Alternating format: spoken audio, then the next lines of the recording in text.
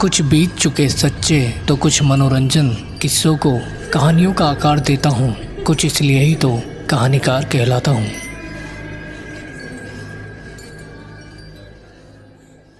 मित्रों, चैनल की सभी कहानियों को सुनने के लिए चैनल को सब्सक्राइब करना और बेल आइकन दबाना ना भूलें। ये बात तब की है जब मैं 11वीं कक्षा में पढ़ रहा था। मैंने शाम को अपने दोस्त के घर जाने की सोची, तो ऐसे ही घूमते हुए शाम को मैं उसके कमरे पर पहुंच गया। वो एक पीजी में रह रहा था और दिवाली के दिन करीब थे, तो मेरे भी स्कूल की छुट्टियां चल रही थी। ये पीजी शहर से बाहर की ओर एक 8 मंजिला इमारत थी और मेरा दोस्त दूसरी मंजिल पर रहता था। रात के करीब 8 बज रहे थे।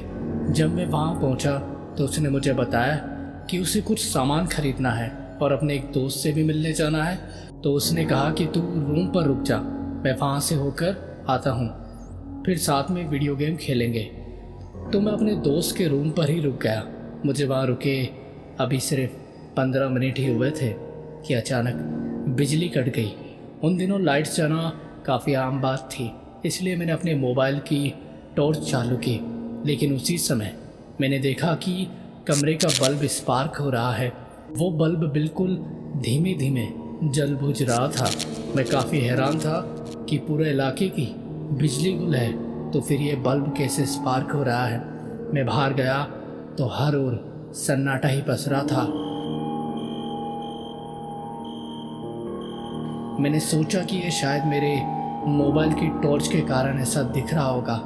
मैं वापस अंदर आया तो पाया सच में उस बल्ब में कुछ तो खराबी थी या फिर कुछ और।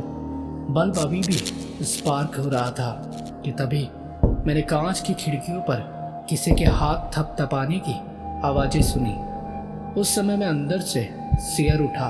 मैंने एक कंबल को पकड़ लिया और अपना चेहरा ढक लिया और आवाज़ लगाने लगा, वीरेन मजाक मत कर भाई, मुझे डर लग रहा है। ऐसा कहते ही कुछ पल कमरे में गुप्त सन्नाटा छा गया।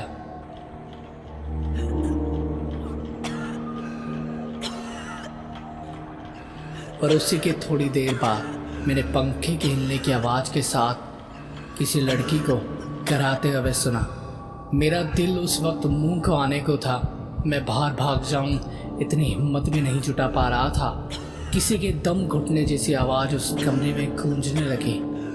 मैं चद्दर मुंह से सटाए अपनी सांसें भींचे उस आवाज़ को सुनता रहा और धीरे धीरे पंखा हिलने और उस लड़की के दम घुटने की आवाज़ कम होने लगी। और इसी के 45 मिनट के बाद मेरा दोस्त वापस आया।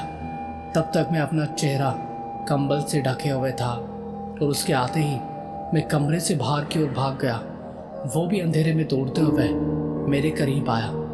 मेरा सहमा चेहरा देख वो मुझसे कहने लगा, अरे क्या हुआ, तू भागा क्यों वहाँ से? तू जब से उस कमरे में ही था। तब मैंने खुद को काबू करते हुए उसके कमरे में हुई सारी बात बताई। तब वीरेन ने जो कहा उससे तो मेरा डर और बढ़ गया। वीरेन ने बताया कि दरअसल अभी 6-7 साल पहले उस कमरे में एक रात एक लड़की की डेड बॉडी पाई गई थी, क्योंकि उसने खुद को पंखे से लटका लिया था। उसने आगे बताया कि मुझे भी इस बात के बाद पता चला कि ये पहले एक गर्ल्स हॉस्टल था।